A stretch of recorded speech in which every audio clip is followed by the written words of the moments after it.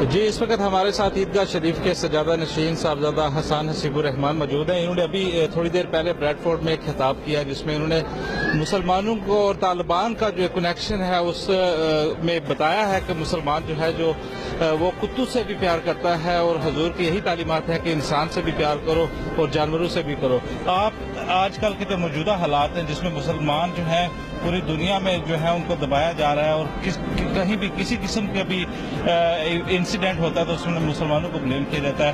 دہشت گردی جب جہاں بھی ہوتی ہے وہاں بھی مسلمانوں کو ہی بلیم دیا جاتا ہے. آپ اس پہ کیا کہنا چاہیں گے؟ قرآن و حدیث کا بغور مطالعہ کیا جائے تو یہ بات روز روشن کی طرح عیا ہو جاتی ہے کہ مسلمان بس وہ لوگ ہیں جو امن و سلامتی والے ہیں. دہشت گرد کا اسلام کے ساتھ کوئی تعلق نہیں. آپ نے کہا طالبان کا اسلام کے ساتھ کنیکشن، طالبان کا اسلام کے ساتھ کوئی کنیکشن نہیں ہے.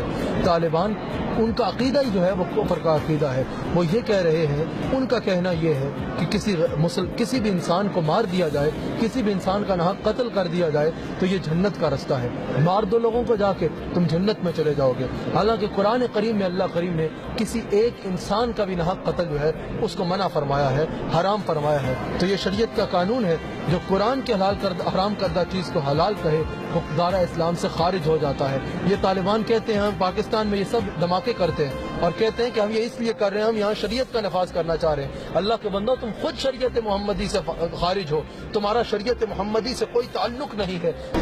Today we had a very spiritual and a large gathering in Bradford under the auspice of Eidgah Sharif, and the message from Eidgah Sharif is that terrorists have nothing to do with Islam. We condemn all forms of extremism and terrorism, and it is the message of Sufiya that needs to go out every single house and actually need to transform the hearts and minds of people so that they feel connected with the Prophet sallallahu alaihi wasallam. ماشاءاللہ مشائخ عیدگاہ شریف کا طریقت، شریعت اور روحانیت اور امن کے حوالے سے ایک تاریخ ہے عیدگاہ شریف کے مشائخ کی.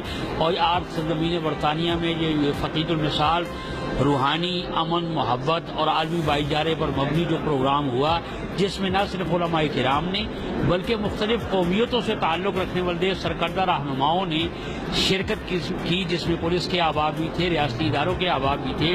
تو ضرورت اس امر کی ہے کہ اسلام کے پرامن پیغام کو نہ صرف تحریر و تقریر کے ذریعے بلکہ ہم اپنے عمل کے ذریعے آقا علیہ الصلوۃ والسلام کی تعلیمات کو جو ہے وہ پھیلائیں. محفل کے اندر سرکار غریب نواز کا ذکر کیا، غوث پاک کا ذکر کیا. حالانکہ عرس ان کے جد کا ہے، اس کے باوجود کائنات کے مالک کے اوپر ہمیشہ یہ جو بھی پروگرام کرتے ہیں سرکار کی بارگاہ کے اندر اسی طرح کا پورا پروگرام عید میلاد النبی کے حوالے سے کرتے ہیں. بڑی خوشی ہوئی ہے. میں چاہتا ہوں اللہ تعالیٰ جس طرح ہندوستان کے اندر پاکستان کے وکلا جاتے ہیں، کرکٹر جاتے ہیں، سیاستداں جاتے ہیں، کھلاڑی جاتے ہیں، فلمی دنیا والے جاتے ہیں، اسی طرح پاکستان اور انڈیا کے علماء مشائخ ایک دوسرے کے ملک پہ جائیں.